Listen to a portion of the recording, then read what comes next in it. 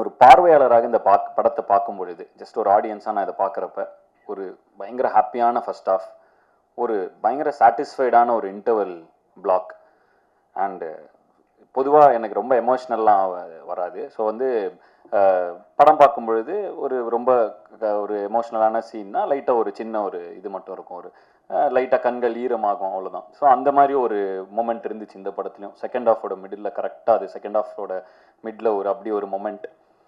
அதை தாண்டி ஒரு உண்மையிலே ரொம்ப நல்ல கிளைமேக்ஸ். ஒரு ஆடியன்ஸாக எனக்கு இந்த படம் வந்து ரொம்ப ரொம்ப திருப்தியாக இருந்துச்சு இதை பார்த்தப்ப. அதில் நான் நடிச்சிருக்கிறதுங்கிறப்ப எனக்கு ரொம்ப சந்தோஷமாக இருக்குது. ஸோ நன்றி கார்த்திக், அருமையான ஒரு படம். எனக்கும் ரொம்ப சந்தோஷமாக இருக்குது, ரொம்ப பாசிட்டிவாக ஃபீல் ஆகுது, கான்ஃபிடென்ட்டாக இருக்குது இந்த படம் நல்ல படம் அப்படின்னு. திரு ஐசரி கணேசன் அவர்கள் எத்தனை படம் வேணாலும் எடுத்திருக்கலாம், பட் இந்த படத்தை ஒரு ஸ்பெஷலாக எடுத்ததுக்கு வந்து அவர் கண்டிப்பாக ஒரு